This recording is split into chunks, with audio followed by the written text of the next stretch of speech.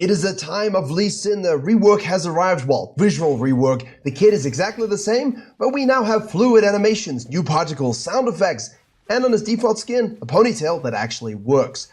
Now, the data, really strong. 52-53% win rate. We all understand this. We all saw this. The biggest issue, however, was the fact that this was due to a bug doing way more damage than it should do on his Q. This has since been fixed, and his win rate has already plummeted from 52 to 49.9%. Now that's because Lee Sin is still Lee Sin. In theory, he's meant to be very difficult. Obviously, he is not as difficult as he used to be way back in the day, but we're seeing that it's once more a skill issue. And again, I think that's fine. We want a champion that synergizes well in the jungle with itemization, with the way the meta is. He is, at the end of the day, the best designed jungler in the history of the game. He represents all of jungling, and he always has and he always will. And now with these more fluid animations, the better kicks, the better punches, the better sound effects, I don't think people realize the power of good sound effects, not only when you're playing a champion in a game, but also just in general for movies and for watching everything. And so these things do help with immersion and with your ability to kind of process what's going on around you. Now, a lot of the people, before we realized it was a bug, thought, hey, this is just because of the animations, right? Like, how did it go up from 49 to 52%? Which obviously is a crazy notion, but some people were defending that point. Nevertheless, we have here Lee Sin starting Raptors into Krugs, into Red, onto Wolves, onto Grump, full clear for maximum sequencing to control that reset of the camps. Because obviously here we have an Akali versus a Camille, we got a Tryndamere versus a Cassiopeia, and our bottom lane have already died to the enemy bot. So, bottom lane's feeding, and we are going to have to carry this game ourselves. Let's see how we do. Fighting the loader draws over here. Obviously, remember that Q2 is based upon missing HP, so you always want to smite early on any spell, really. Even at like Echo W, smite early so that you get that missing HP proc a lot sooner, and sooner you do more damage. Unless, of course, you're contesting something. Then, while you might want to smite early to get missing HP damage procs, you no longer have the ability to smite something. So, if it's not being contested, great. Otherwise, do hold it. You absolutely must head to Virkayu.gg. Not only do I have a free jungle improvement resource, I also have a dedicated program with jungle video courses, jungle coaching, coaching classes, a jungle VOD library, special weekly content you'll see nowhere else, as well as all of this hosted in a private jungle Discord. And if there is one thing I'm good at, it's making junglers go from low elo to high elo, as seen by the great number of success stories from the end of last season and already the beginning of season 14. So to climb faster than everybody you know and to jungle diff every game you play, head to Virkayu.gg or click the link in the description below. And while we were watching Lee Sin, the Bel'Veth showed top lane here to try and go on this dive. Akali repositioned extremely well. Bel'Veth now tries to go a little bit further, a little bit of a standstill moment, presses E, forces flash, forces a flash out herself. So if you're Lee Sin here, we're watching this, we understand this. And you see 20 CS, level 3. Basically, I know exactly where she's going to go. No blue buff, everything else is done, down to the crab, into this here blue buff. And now Lee Sin can basically say, free crab for me. Let me go have a look at the mid lane, as we already saw. And now he can move into her jungle here and basically say, yes, let's go get some deep vision down. We can look to dive bottom lane perhaps in certain scenarios, but obviously here, that's not the case. Now, here's where a jungler like Bel'Veth, you're saying, okay, well, Bel'Veth made that investment to try to do something topside, right? And if you're full clearing jungler, this is an important ward because it lets me know, okay, if she did Raptors Krugs or Red Krugs and so on, obviously this particular stage, it will be the second spawning camp that she did. And now the Bel'Veth, because starting in Raptors is quite commonplace at this particular stage, any sort of leashless start, obviously. We know that at 4 minutes or so, this is when these Raptors are going to respawn. So she makes a proactive play here to say, okay, look, I think we can do a dive here and get some kills and do something, right? Obviously, the Akali went and killed the Camille anyway, but we did burn flashes. We tried to make a play. We fall back down to these things. Because we've now stayed on the map and invested time and got a no return, what we can do here is say, okay, well, Lee Sin, probably full clear down, would have gone deep to wall my stuff, he gone back to base, and he will come here as well. So I can snack these away from him. And Lee Sin will basically say, look, that's a possibility. It might happen, but we don't truly know. You see here the pings, the MIAs on the Bel'Veth there. I don't know why she would ever ping that. There's no reason a Lee Sin would have stayed out this long without showing to steal your Krugs while you do his Raptors. I mean, it's not going to happen. Obviously, timing of jungling is very important, right? Understanding camps, and Lee Sin is... I had another game where the Lee Sin was ruffle stomping, quite a few. Unfortunately, some of the replays didn't work, but also they were too free. I wanted to showcase you how do you carry games in these early phases because everyone knows Lee Sin can gank and snowball. But what Lee Sin can also do is map control to a high degree. Now, on the jungle theoretical level here, this is a dive that we would then look to make, right? If Akali's in a position here to shove the Camille in, or there's something going on here, obviously no diving in this situation, yeah, we can gank this, right? Why do we go to Wolves here? Well, because if we know that the Bel'Veth showed top lane with 20 CS, she went red, Krugs, Raptors, Wolves, Grom, top lane, no blue buff, goes down, goes here. You can assume that this is then gone because, of course, if you see across mid lane, tells you the story. Now, if you know that the Bel'Veth is going to go all the way down here before basing, or if you think the Bel'Veth went back to base and is going to show on the Krugs, which you would have, right? That means that you know on the respawn Krugs, 420, the respawn Raptors around 435, 440, and then of course this one around 5 minutes to 5 minutes 10, plus or minus a couple seconds, depending on the champion. You know that you can easily time that for a free counter jungle, which is exactly what we did. And because she set up the good sequencing, we did that. And now, because Camille is a little out of position, she full commits, you're not quite yet level 6 because of the compromised lane state. We do the safeguard onto the Akali, we reposition, we get our Conqueror fully stacked here, we keep auto-attacking, we walled hop, keep going there, and here we're going to obviously do the flash auto-attack in a Q, fade away, we do die, a little bit unfortunate, but let's look at that again here. We go into the Akali to give protection, we use the Q to gap close, remember your E1 is your damage, your E your slow, and currently we're clicking on the wrong champion, don't have a lot of cooldowns, we're waiting for that Q to come up, and we have to full commit, and we do die unfortunately, but Lee Sin, Assassins, anybody like this? If this is now the Camille getting a lot of bounty or gold back, yes, it is not the best outcome for us. But remember, as a Lee Sin, when you get one kill, if you get one kill and you know how to use the gold and someone else gets one kill and you scale better with it because you're intelligent, just understand that that's the risk sometimes. Yeah, okay, look, I'm going to go in, going to die, going to get the kill, but I know I will do more with the kill than you will. An assassin kind of mentality here, and obviously we thought maybe we could kill the Camille and keep her down. But risk reward, assess those things. Now, the downside again, and I guess we're seeing a lot of it this game, is the Bel'Veth makes a play topside for the dive, right? And she gets compromised in terms of her timing. She doesn't get anything. She loses a flash. But because of this, she's able to say, okay, look, I'm not in a great place, but I know Lee Sin's Raptors will be up, so I'll take those to compensate a little bit. Lee Sin says, I see that's what you're doing, and I'll take your topside blue quadrant. All right. Now, when the Lee Sin ganks the Camille there and dies, the Bel'Veth was right there, right? Follow up. Why? Because there's no camps to do. The Bel'Veth knows exactly what happened, and the Bel'Veth can beeline there with no stress. So you're opening these windows of opportunity for enemy junglers with every play that you make. Right, Bel'Veth goes down to the bottom side, obviously does those camps here. Lee Sin, watch the animations. Nice. Yes. Pretty. Very pretty. Yeah. Anyway, so now we look at mid lane, we keep our eyes up, don't focus on your I honestly think, maybe, the win rate went down quite a lot, right? Because ideally, when you have a bug fix like this, data site should flush the data because it's irrelevant now, right? You get 10,000 data points on a corrupted set. That now makes no sense because the reason for that data is now removed. You kind of got to flush that and bring it back, right, for everything. But they don't do that, so you normally, if something has an inflated win rate at the beginning of the patch, it keeps having an inflated win rate. Bel'Veth goes ahead and does the dragon in the meantime. So the funny thing is, I'm assuming they didn't flush it and the win rate data just dropped. And I wonder if it's because people are honestly just looking a little bit at it too much. Obviously, a lot of people are trying him that wouldn't normally play him. Here we go, safeguard it again into the easy Q. We don't hit that one, we'll follow up. Nice kill. No need to use a kick, obviously. Ooh, fist bump. Fist bump. No fist bump. Bel'Veth is now relegated to the bottom side. And I think the big part about Lee Sin that a lot of junglers don't understand is he is the absolute king of this kind of stuff. Every time you think you're taking something, he just goes, well, have it, I can go somewhere else. He's the epitome of absolutely, well, definition of versatility, isn't he? Solo carry 1v9, a bit more supportive kicking, healing, flowing, disengaging, got some lifesteal, got some shields, it's mobility, he has absolutely everything in his kit, and they've never replicated that. They've tried. Nidalee is the closest, but I guess Virkayu can be said to also be something that's good at everything, but he doesn't have the same kind of, supportive nature in his kit. Bel'Veth obviously goes down here, misses his spells, doesn't matter because Bel'Veth moment. Ashe is now ruffle stomping with the Seraphine, and Lee Sin says, you know what?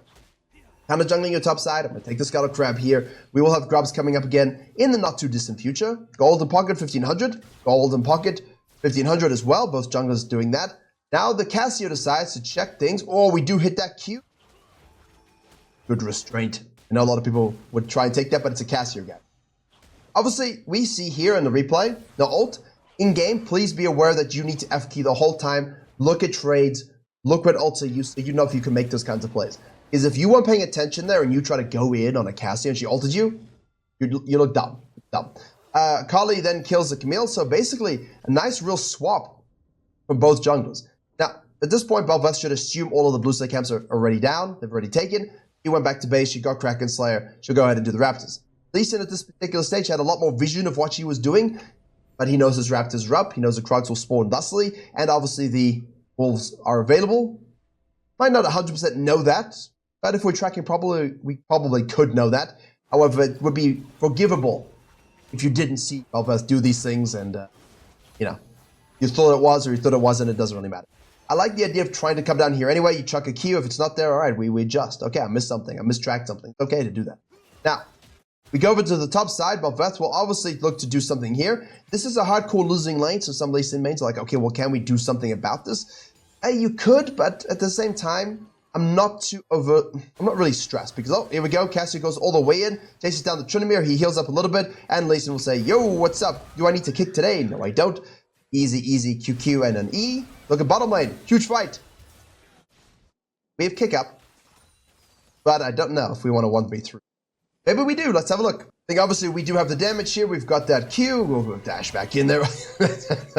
It's just, you see, here's the thing about it. We talked about using your Q to maximize missing HP, but sometimes you just got to get on someone, especially ranged champion. You know, here we hit our Q1. Obviously, we're going to go back in there. Watch the abilities on the bottom left. As you can see that we can obviously keep auto-attacking. There goes our E. You can obviously hit that again to get the slow here. And now you see the Seraphine's ultimate is about to come out. So in theory, you've got mobility still because you still have Safeguard available to you. But why? She's super duper low. And as you can see, your ult does 378 damage. So with her 221 HP, good night.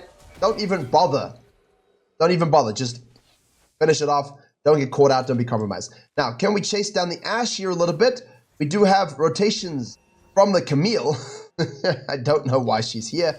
Obviously cutting this off a little bit. But now she's a bit compromised. Akali also TP's over, as you would have seen there. We'll Q gap close to the minions. And now we can just keep repositioning. Cassio also shows up. Few hits. Safeguard. Kali goes in. We also follow. And now you've got E Shockwave. Why did I say Q? It is Shockwave, right? Dash, Safeguard, Iron Wall to the Kali is really, really fun. We do miss that Q as well. But here you go. This is where the fluidity is nice, right? That whole sequence is really, really good. Tempest Cripple. Why do I call it safe? What do I call it? Shockwave? Don't mind me. As you can hear, I'm partially dead, so it is what it is. Yeah, but that's where things are really important for me with these kinds of champions. Now, Kali provides a lot of that highlight reel material as well. But for Lee Sin, the reason why I think he's just the best designed jungler and will continue to be so is no one can do what he just did in terms of versatility, right? How he supported the Akali while simultaneously going in with her. It's a different level of champion design, right? Obviously, we don't know our kick yet. Ashe will kite us out. We're taking the mini wave. I will then again get another shield here. Emilio shows up. Go over the wall. Obviously, be careful here. We have all our cooldowns up again. We're gonna let the Luciano die. We do hit that one there. We do get rooted. We're forced to flash. Good flash on the ult though. Might be best to try do something. Don't give it to the Bel'Veth. You got the assist though. We did get a kill, but you did get the assist. So a little bit of an overstay. As we always say, even a challenge of Grandmaster Games. You're allowed to have fun one time. So shall we include this as our fun moment where we went too deep? We know we went too deep, but we wanted to really push the limits. I know it never really happens, but I always like to do this to myself. Like if I lock myself down in a room and I say, all right, try hard climbing time. In those games where you're really fed and you're having a good time, you just kind of allow yourself that one moment to really push the limits, and then after you see, okay, let's just try and win the game. Now, out of base, Cassio shows up here. We hit the Q onto that the dragon. We'll go back in. We'll make sure we secure that one. Bel'Veth goes over the wall. We'll kick her. We miss the Q. That's funny, but that's fine. Trinim is following up as well. We have no safeguard. Someone help us. We want to come. Help. Team, help. We'll just ward up over. Can we hit that Q? Yes, we can. And we'll keep following. There you go. Again, the shockwave damage. Tempest damage. Sonic wave is a Q. I'm just having a brain. I don't know, some sort of brain freeze. Destruction. Here we go again. Ilio helps a lot in these situations. Cassio's still mid lane. A lot of damage here. Q missing HP. Beautifully done. And now we have the... if we hit this one, she dies too. Close. Ash Arrow. Winning wave being thinned out. All right, Melia, let's be a little cautious. Maybe we leave. Maybe we leave. All right, here we go. So Q max into W second there. Tempest Cribble. 225. It's magic damage as well. I think, you know, we all understand this, what this means, having magic damage when you are building AD and doing physical damage. That extra damage is huge, but it's obviously just a recast giving us that decaying slow. The utility that was provided. I've always had I don't mind facing Lee Sin mood. I don't mind facing the champion.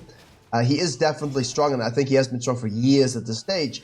But at least you know it's about the skill of the pilot in terms of the efficacy of the jungler, right? Okay, here, you see this? We go in, we change our targets, we go there, nice kick, beautiful done. Like, that's just so smooth. Few hits, we can follow that as well. Oof, unfortunate, that person died. They've got over the wall. Here comes Cassio again. Miss that Q, ult does go through. In and out, in and out, in and out, in and out. Safeguard, slows, ward hops, Q1s, Q2s, kicks. Always everything happening. Looks good, though. Honestly, there's no real guide aspect to it, right? We're not breaking it down and saying, hey, we should do this and this and this and Einstein on the board. We've done that many times. Here we're just looking at what the champion can do in this meta with these animation updates and of course with the items. Now this will change big time in the next patch because all of this that we're covering right now in terms of, you know, lethal tempo champions and specific item numbers, and it's going to change. We're going to have new items, huge alterations coming in the next patch for the next split. And Lee Sin will benefit from those things. Because if we talk about itemization for Lee Sin now, as we reposition again, we obviously know that he's been abusing the Eclipse Sundered Sky builds. Some people have said, no, you don't go Sundered Sky.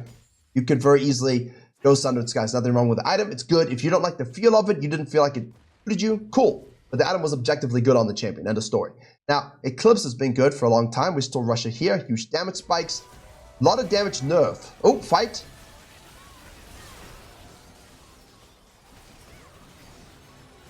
Well, not so much a fight as a steamroll. Again, maybe we shouldn't have been there. We obviously have the 3 grubs and they have 1, so no real mites in this situation. But, yeah. Again, probably a situation you don't necessarily want to be in.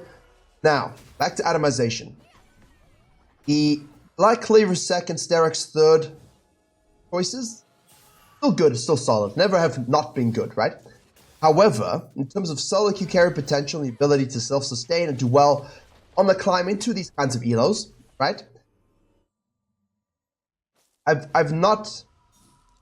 prefer my Lee Sin to have a bit more. So I do prefer the Sundered Skies and maybe even a little bit of the cheeky Shoujins, right?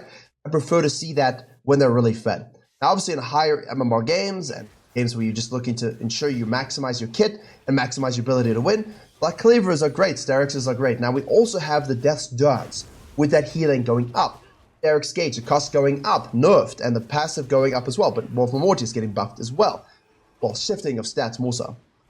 And here, this item, as we said in the Passionate Rundown on the private Discord, this could come back in a lot of these champions where you're like, okay, well, I don't really feel like the Sundered Sky anymore because of the nerfs. The Eclipse has obviously already lost 2% max HP damage well on that nerf. Maybe it's time to just be a bit more, not conservative, but more default in our itemization. We just go like Cleaver. We can look at Death's Dance, Morph Mortius, Guardian Angels, and we don't worry too much about those other novelty items. That's a fine way to think. Remember, Black Cleaver still does immense work. Still gives you the ability to stick to targets a lot more with the movement speed. You have the HP, you have the AD, you have the Armor Shred, and all of a sudden your team are fighting while you're doing the Herald, so you finish it up, you keep eyes on this, you're like, guys, can we just take the objective? And then obviously, as you know, I tell you all to be in these fights. However, that was very clearly a time to do an objective and then do this, but your team were impatient, and now they're all dead. So, that's fine. You accept this, you're probably going to lose the dragon. You can obviously look to cut the wave a little bit if you want. You can obviously jump this as well if you want, just to do that. And maybe prevent them from pushing too far into the inhib. We'll lose the turret here for sure. Kali's flanking with us. They might overcommit now, let's have a look. Just don't die, be careful. This is fine, just be careful, obviously. You're looking for the flank, you're a powerful champion. Duck your Qs, that would be a dead person, but you would die as well. Is it worth dying? Yeah, probably not. I mean, you are what? You were 2 levels up. You hit that one? Oh, Ash is tough. Help? Thank you. Alright.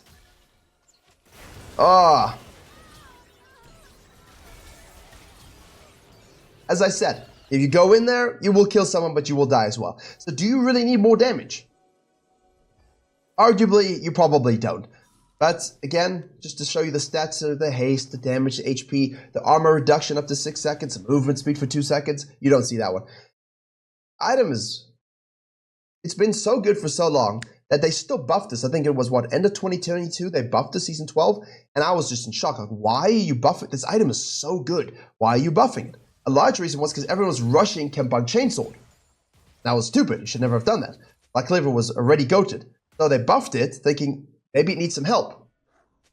Didn't need help. It was broken for a very long time, right? Basically until we've got this reshift in Season 13. So, what do we mean? Season 14. So, yeah, the item will still provide. And I think a lot of people overthink it. I really do. Now, I wouldn't necessarily go Knight's Vow and that kind of stuff, but depending on the situation you're in, like if you're in a flex game with Clash 5s, then for sure, this kind of itemization will help you a lot. As always, Death's Dance with that increased healing does build out of the Steel Sigil. Why not, right?